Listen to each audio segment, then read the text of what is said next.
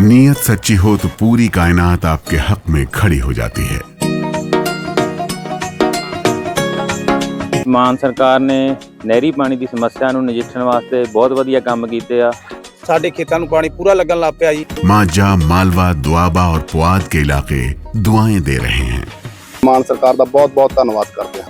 ਇਸ ਜੂਨ ਜੁਲਾਈ ਜਦੋਂ ਝੋਨੇ ਦੀ ਫਸਲ ਹੋਊਗੀ ਇਹ 85% ਤੇ पहुंच जाएंगे।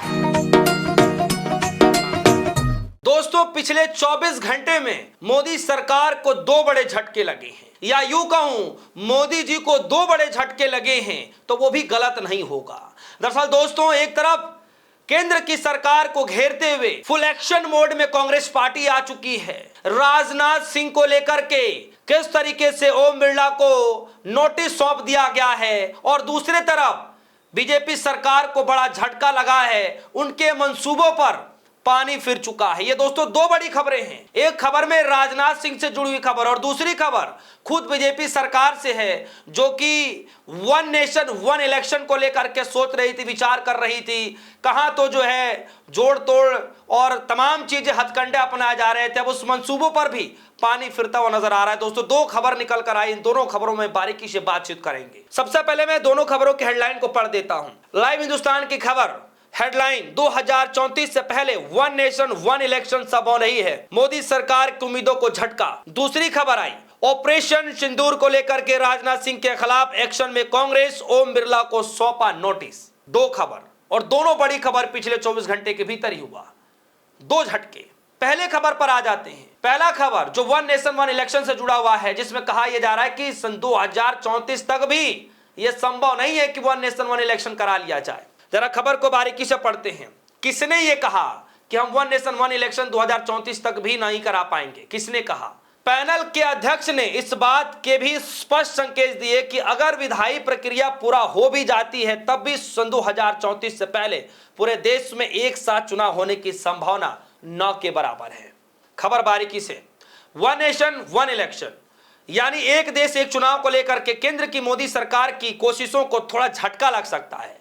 लोकसभा में राज्यसभा विधानसभा के चुनाव एक साथ कराने के प्रस्ताव से जुड़े बिल की जांच कर रही संयुक्त संसदीय समिति यानी जेपीसी आगामी मानसून सत्र में अपनी रिपोर्ट शायद ही सौंप पाएगी, यानी रिपोर्ट शायद सौंप नहीं पाएगी। और अगर सौंप भी दे दिया गया कि भाई ठीक है हमने सौंप दिया रिपोर्ट, फिर भी चुनाव कराना नामुमकिन सा है। खबर में लिखा है जेपीसी मांग सकती है और समय। लिखा है सूत्रों के मुताबिक कहा जा रहा है कि लोकसभा ने समिति का कार्यकाल मानसून सत्र के आखिरी दिन तक बढ़ा दिया है जेपीसी का, लेकिन समिति का देश भर में परामर्श अभी भी पूरा नहीं हुआ है। ऐसे में माना जा रहा है कि अपनी सिफारिशों को अंतिम रूप देने से पहले जेपीसी कुछ और समय मांग सकती है। यह देरी इसलिए भी अहम है क्योंकि ऐसी अटकलें थी कि केंद्र सरकार जुलाई के तीसरे हफ्ते में शुरू हो रहे मानसून सत्र में परिसीमन और वन नेशन वन इलेक्शन जैसे महत्वपूर्ण संविधान संशोधन बिलों को आगे बढ़ाना चाहती है।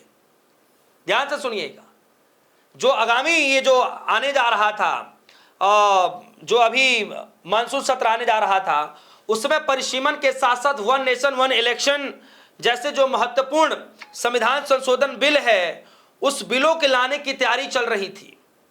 लेकिन अब थोड़ा सा पेच फंस चुका है। कहा जा रहा है कि जेपीसी में 39 सदस्य हैं और इसकी अध्यक्षता बीजेपी सांसद बीबी चौधरी कर रहे हैं। समिति फिलहाल संविधान 129वां संशोधन विधेयक 2024 और केंद्र शासित प्रदेश कानून संशोधन विधेयक 2024 की समीक्षा कर रही है। इसे दिसंबर सन 2024 में लोकसभा में पेश किया गया था, जिसके बाद इसे आगे की जांच के लिए दोनों सदनों संयुक्त समिति के पास भेजा गया था। जेपीसी अब तक 10 राज्यों का दौरा कर चुकी है और बुधवार को हितधारकों से बातचीत के लिए दिल्ली विधानसभा जाने वाली है। कई अन्य राज्यों से भी परामर्श अभी बाकी है। कहा यह जा रहा है कि सन 2034 तक एक साथ जो है चुनाव कराया नहीं जा सकता और उसकी संभावनाएं बहुत कम हैं।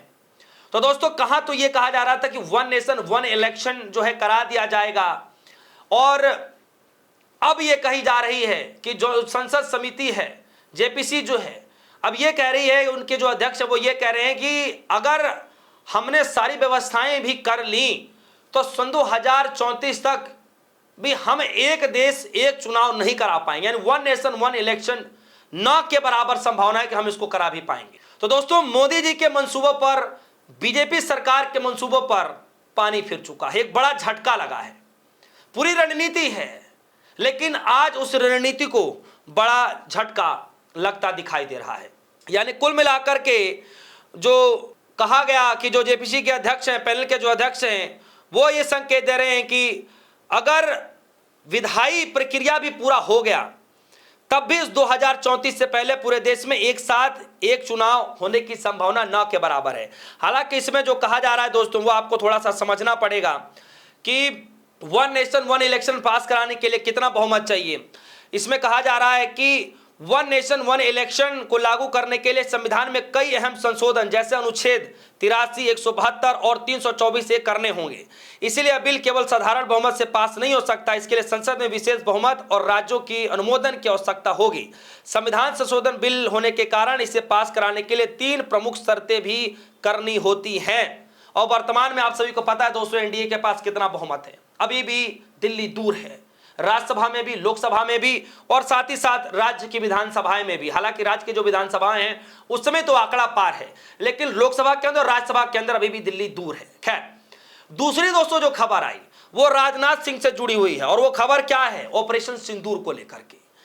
राजनाथ सिंह जी ने लोकसभा के अंदर जो भाषण दिया, अब अपने ही भाषण में कहीं ना कहीं वो झूठे साबित होते दिखाई दे रहे हैं। कांग्रेस पार्टी ने ये मांग की है कि उनके खिलाफ जो है विशेषाधिकार हनन की प्रक्रिया शुरू की जाए।